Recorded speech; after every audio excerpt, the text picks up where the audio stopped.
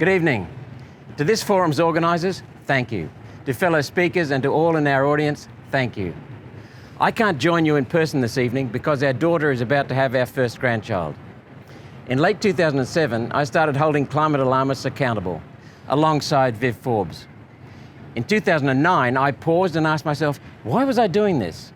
And I unearthed 5 aims. Firstly, protect freedom, for myself, for everyday Australians, and now for our new grandchild. Secondly, restore scientific integrity because true science improves humanity's standard of living. Thirdly, protect our natural environment. Corrupt climate science is killing our environment, not saving it. Fourth, protect our economic security, without which everyday Australians will not have a future. This is vital for humanity's future. And fifth, restore humanity's reverence for and connection with nature's magnificence and rekindle our human spirit.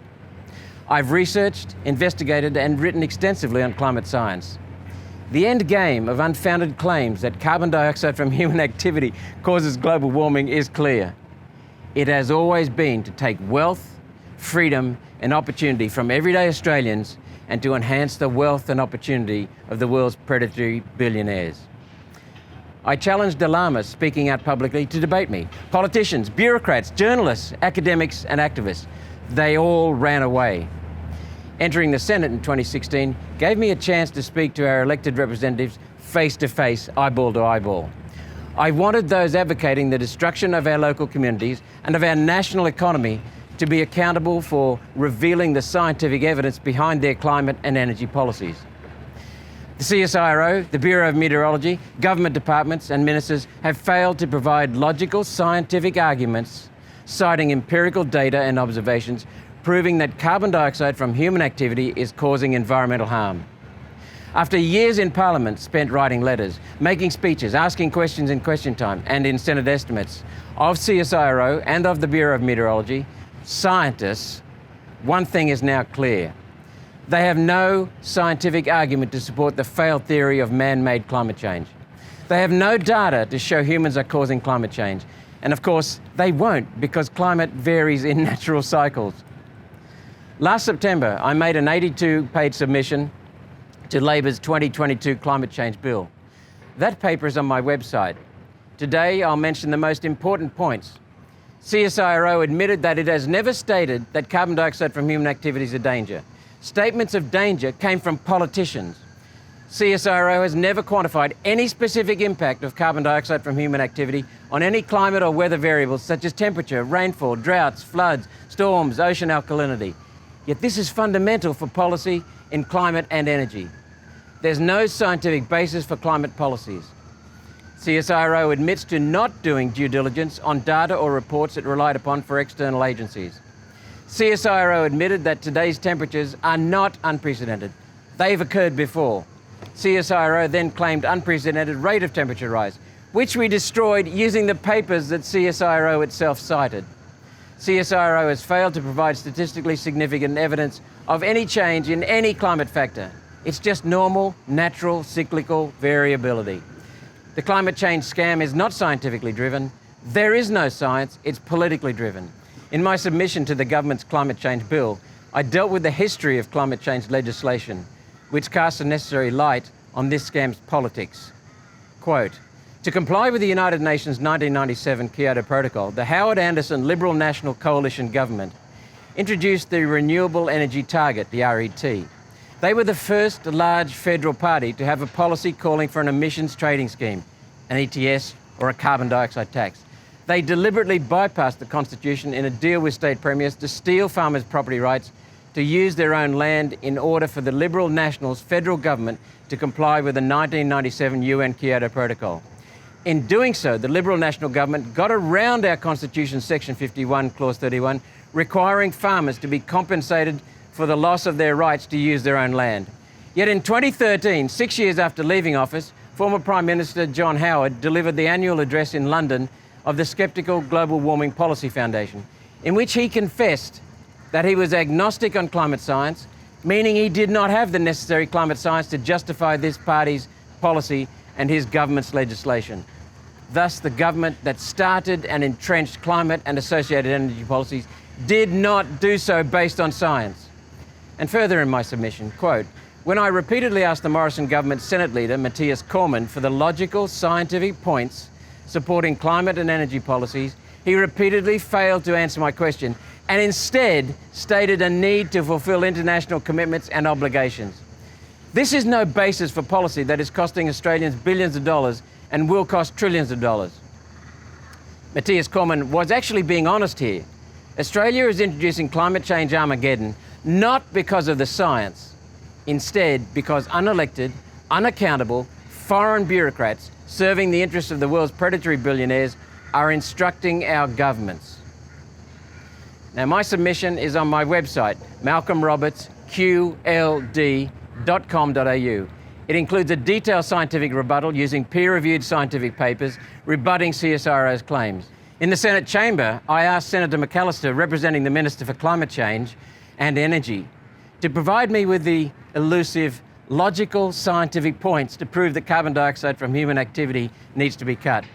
Senator McAllister responded with these papers. And listen to her, quote, "Here are the 20 most cited peer-reviewed papers about climate change and its effects, compiled by Thomson Reuters, that expressed a view on climate change," end of quote. One is titled "Biological Response to Climate Change on a Tropical Mountain." Another, "Predicting the Impacts of Climate Change on the Distribution of Species." These do not discuss causes of climate change. They're about claimed effects. This applies to half her cited papers. She's scientifically ignorant and dangerous. Let's look at Senator McAllister's so-called proof. One paper specifically questions whether climate variability is actually due to human or natural cycles. 9 of the 20 papers just assumed climate change is real without providing any proof. These are the papers that Senator McAllister said proved man-made climate change was real. 11 of the 20 papers and 3 of her additional 5 papers rely on numerical models, not empirical scientific evidence. Models prove whatever the person paying for the model wants it to prove. Another paper reinforces that natural cycles and oscillations are driving climate variability and admits that climate drivers are poorly understood. It questions whether human activity drives climate. None of the papers Senator McAllister cites and relies upon, nor any member of Parliament or bureaucrat, has been able to provide logical scientific points using empirical scientific data proving that carbon dioxide from human activity affects any climate factors, including temperature. None. This destroys the very basis of the climate change hoax. Why would Senator McAllister cite papers that do not support her claim? It's simple. Senator McAllister has never read them. The journalists that tout these papers as proof of climate change never read them. And the public that shares them around on social media never read them. I did read them because this is what you pay me to do. Where are the papers that prove climate change is man-made? They do not exist. It's a scam. Peer-reviewed papers tell us that there is no discernible trend in severe weather events. These are inconvenient truths for the climate crisis doomsayers, the charlatans and financial beneficiaries. There's no scientific basis for climate alarm, nor for Liberal, National or Labor Greens Pocock Teal climate and energy policy. We're experiencing natural climate variability. There's no reason for shoddy, deceitful policies costing our nation billions of dollars now, growing to trillions of dollars over time. Supposed cheap wind and solar power is a lie. It's a lie that purposely ignores the costs of necessary overbuild, firming, low energy density, unreliability, and the complete rebuilding of our transmission network, which worked fine. We all pay for that. Businesses, large and small, pay for that and pass the cost on to us. Governments pay for that and pass the cost on to us. Right now, in kitchens and living rooms across Australia, families are opening their electricity bills, their gas bills, and having to sit down. Then the panic sets in. How the hell can I pay for this? It will get worse. When the lights go out, the heaters and air conditioners stop, poor and vulnerable Australians will die. These measures are destroying the lives of everyday Australians, small and medium businesses, industrial and extractive businesses, agriculture and tourism. While Australia is slowly killing itself, China is receiving most of the solar and wind subsidies and tightening its almost complete control over the wind and solar supply chain. Please help awaken our fellow Australians to restore sound governance and sovereignty through personal pressure on your MPs and through informed choices at the ballot box. Please support One Nation as we fight back against the madness and defend all Australians from the Soviet-style government of Prime Minister Albanese and the Labor Greens Party. Most importantly, call this supposed climate breakdown what it actually is, a climate fraud perpetrated against humanity. Thank you. Enjoy the forum.